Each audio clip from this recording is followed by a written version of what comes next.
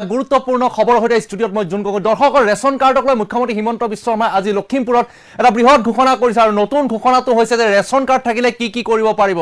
আপুনি যেতিয়া ৰেচন কাৰ্ডৰ বাবে আবেদনৰ বাবে বা অৰুণোদয়ৰ আবেদনৰ বাবে মৌজাদাৰ অফিচত যদি গৈছে বা গাঁওবুঢ়াৰ ঘৰত যদি গৈ আপুনি সাৰ্টিফিকেট বিচাৰিছে তেন্তে আপুনি সেয়া ভুল কাম কৰিছে। এতিয়া মুখ্যমন্ত্ৰীগৰাকীয়ে নিজে ঘোষণা কৰিছে ৰেচন কাৰ্ডে সৰ্বোচ্চ আৰু ৰেচন কাৰ্ডখন থাকিলে কোনো ধৰণৰ আপোনাক ইনকাম সাৰ্টিফিকেট নালাগে আৰু গাঁওবুঢ়াৰ প্ৰমাণপত্ৰৰ কোনো ধৰণৰ প্ৰয়োজন নাই। মুখ্যমন্ত্ৰী হিমন্ত বিশ্ব শৰ্মাই এই কথা ঘোষণা কৰাৰ লগে লগে উৎফুল্লিত হৈ পৰিছে আৰু ইতিমধ্যে গাঁওবুঢ়াৰ সাৰ্টিফিকেট ওলোৱাৰ নামত 30 টকাৰ পৰা 50 টকা লয়। সেয়া আপোনালোকে কমেণ্ট কৰিব পাৰে আপোনালোকৰ গাঁওখনত লয় নেকি। যদি লয় তেন্তে কমপ্লেইন আপুনি দিব পাৰিব। ৰেচন কাৰ্ডৰ বাবে আবেদনৰ বাবে বা অৰুণোদয়ৰ আবেদনৰ বাবে আপুনি ইনকাম সাৰ্টিফিকেট আনিব গৈছে নেকি মৌজাদাৰ অফিসত বা মণ্ডল অফিসত তেন্তে আপুনি সেইবোৰ কৰিব নালাগে। কেৱল ৰেচন কাৰ্ডখন অতি শীঘ্ৰে সেইভাবে দিছে ৰেচন কাৰ্ডখন দেখুৱাওক আপুনি কি সুবিধা পাব। মুখ্যমন্ত্ৰীগৰাকীয়ে এফালৰ পৰা কৈ গৈছে সবিশেষ জনাম মুখ্যমন্ত্ৰীগৰাকীৰ মন্তব্যও শুনাম। অৰুণোদয়ক লৈ ডাঙৰ ঘোষণা কৰিছে মুখ্যমন্ত্ৰী হিমন্ত বিশ্ব শৰ্মাই। নতুন ঘোষণা এটা কৰিছে যে অৰুণোদয় পাবলৈ ৰেচন কাৰ্ডখন হলে হ'ল, তাৰ বাবে কোনো ধৰণৰ নথিৰ প্ৰয়োজন নাই, মাত্ৰ ৰেচন কাৰ্ড। অৰুণোদয়ৰ বাবে কেৱল ৰেচন কাৰ্ডখনে যথেষ্ট, তাৰ বাবে আয়ৰ প্ৰমাণপত্ৰৰো প্ৰয়োজন নহয় আপোনাক। আপুনি এতিয়া আয়ৰ প্ৰমাণপত্ৰ নুলিয়ালেও আপুনি ৰেচন কাৰ্ড লাভ কৰিব, অৰুণোদয় লাভ কৰিব। ৰেচন কাৰ্ড থাকিলে কলেজত বিনামূলীয়াকৈ নামভৰ্তি কৰিব পাৰিব, কেৱল ৰেচন কাৰ্ড। ইনকাম সাৰ্টিফিকেটও তাত প্ৰয়োজন নাই কলেজত বিনামূলীয়া নামভৰ্তিৰ বাবে। ৰেচন কাৰ্ডৰ জৰিয়তে দাইল আৰু চেনিও লাভ কৰিব পৰৱৰ্তী সময়ত মুখ্যমন্ত্ৰীগৰাকীয়ে আশ্বাস দিছে। বজাৰ মূল্যতকৈ কম মূল্যত লাভ কৰিব দাইল আৰু চেনি ৰেচন কাৰ্ডৰ জৰিয়তে। ৰেচন কাৰ্ড থাকিলে গাঁওবুঢ়াৰো প্ৰমাণপত্ৰৰ প্ৰয়োজন নাই আপোনাৰ, মনত ৰাখিব কোনো ধৰণৰ গাঁওবুঢ়াৰ প্ৰমাণপত্ৰৰ প্ৰয়োজন নাই। আৰু দ্বিতীয়তে মুখ্যমন্ত্ৰীগৰাকীয়ে নিজেই কৈছে ইনকাম সাৰ্টিফিকেটৰ প্ৰয়োজন নাই। অৰুণোদয় যদি আবেদন কৰে বা কোনো যদি আপুনি চিকিৎসাৰ বাবে সেই ৰেচন কাৰ্ডখন দেখুৱালেই আপোনাৰ সকলো ধৰণৰ সুবিধা আপুনি লাভ কৰিব। ইয়াৰ বাবে ইনকাম সাৰ্টিফিকেট, গাঁওবুঢ়াৰ সাৰ্টিফিকেট বা অন্য কোনো সাৰ্টিফিকেটৰ প্ৰয়োজন নাই। ৰেচন কাৰ্ডখন এতিয়া সকলো হ'ব, সেইবাবে ৰেচন কাৰ্ডখনত পৰিয়ালৰ সকলো ডিটেইলছ অন্তৰ্ভুক্ত কৰা হ'ব। মুখ্যমন্ত্ৰীগৰাকীৰ মন্তব্য, সেই ভাষণ, সেই ঘোষণা প্ৰথমৰ পৰা শুনাবলৈ চেষ্টা কৰিছোঁ।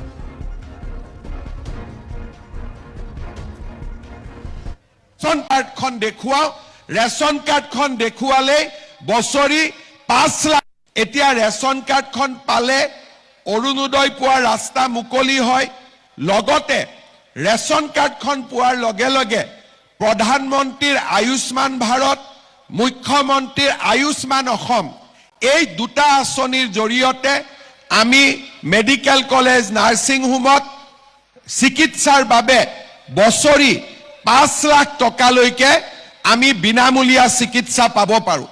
আমাৰ ঘৰত যদি আয়ুষ্মান ভাৰতৰ কাৰ্ডখন নাই, তথাপিতো হস্পিটালত যদি আমি ৰেচন কাৰ্ডখন দেখুৱাওঁ, ৰেচন কাৰ্ডখন দেখুৱালে বছৰি 5 লাখ টকালৈকে আমি বিনামূলীয়া চিকিৎসা এটা পৰিয়ালে আমি লাভ কৰিব পাৰিম। তাৰমানে আপোনালোকে চিন্তা কৰক যে আজি আমি অসমত 2,50 লাখ ব্যক্তিক আমি ৰেচন কাৰ্ড দিছোঁ আৰু সকলোৱে যদি বছৰি 1 লাখ টকাৰো মেডিকেলত ট্ৰিটমেণ্ট কৰে তেতিয়াহ'লে চৰকাৰে কিমান টকা মেডিকেলত দিব লাগিব? 2,500 কোটি টকা। আৰু ৰেচন কাৰ্ডখন হাতত থকা মানে কি যে আপোনালোকে বেমাৰ আজাৰ হ'লে 5 লাখ টকালৈকে চিন্তা কৰিব নালাগে। আগতে ৰেচন কাৰ্ডত অকল আমি চাউল পাইছিলোঁ, কিন্তু এতিয়া আমি ৰেচন কাৰ্ডত অৰুণোদয় পালোঁ আৰু আমি ৰেচন কাৰ্ডখন দেখুৱালেই আমি মেডিকেলত 5 লাখ টকালৈকে বিনামূলীয়া আমাৰ পৰিয়ালটোৱে বছৰি চিকিৎসা পাব পাৰিব। ইয়াৰ পিছত ৰেচন কাৰ্ডখনৰ লাভ কি?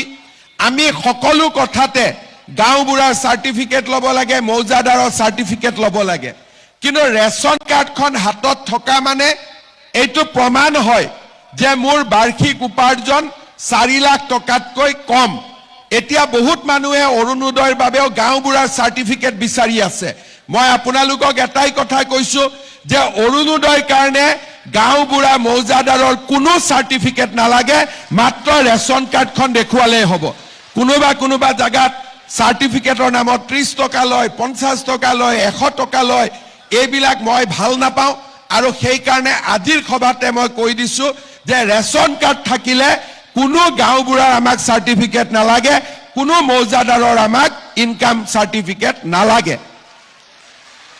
এতিয়া খুজি আছিল নেকি ইয়াতে? আজিৰ পৰা আপোনালোকক নালাগে, তেনেকেই পাব। ইয়াৰ পিছত ৰেচন কাৰ্ডখন থাকিলে কি লাভ হয়? আপোনালোকে জানে যে প্ৰত্যেক বছৰ আমি ল'ৰা ছোৱালীক কলেজত বিনামূলীয়া এডমিশ্যন দিওঁ এতিয়া বিনামূলীয়া এডমিশ্যন দিয়াৰ কাৰণেও কলেজে কয় যে এখন ইনকাম সাৰ্টিফিকেট লৈ আহক এতিয়া আমি কলেজবিলাকক কৈ দিছো যে ৰেচন কাৰ্ডে লাষ্ট সাৰ্টিফিকেট ইয়াৰ ওপৰত আৰু একো সাৰ্টিফিকেট নালাগে ৰেচন কাৰ্ডখন দেখুৱালে আপোনালোকে কলেজত বিনামূলীয়াকৈ এডমিশ্যন দিব এতিয়া মই আৰু এটা কথা ক'ব খুজিছো এটো নতুন ৰেচন কাৰ্ডত প্ৰধানমন্ত্ৰী মোদী ডাঙৰীয়াই আমাক 5 কেজিকৈ বিনামূলীয়া চাউল দিয়ে আমি প্ৰত্যেক বছৰ প্ৰত্যেক মাহত আমি 5 কেজি চাউল বিনামূলীয়াকৈ পাম এইবাৰ আমি যদি সকলো ঠিকে থাকে মই চেষ্টা কৰিছো যে বিনামূলীয়াকৈ নহলেও বিনামূলীয়া দিবৰ কাৰণে ইমান টকা মোৰ লগত নাই কিন্তু বিনামূলীয়াকৈ নহলেও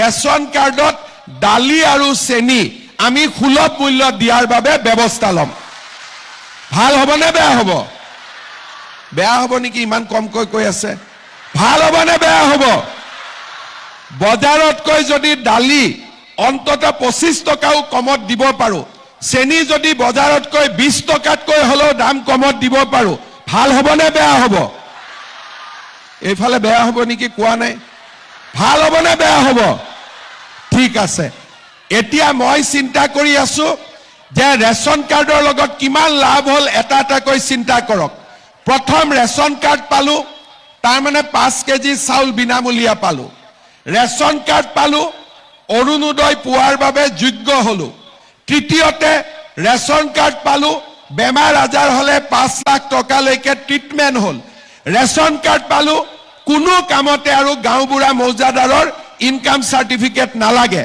আৰু লাষ্টত চেষ্টা কৰি আছো যে ৰেচন কাৰ্ড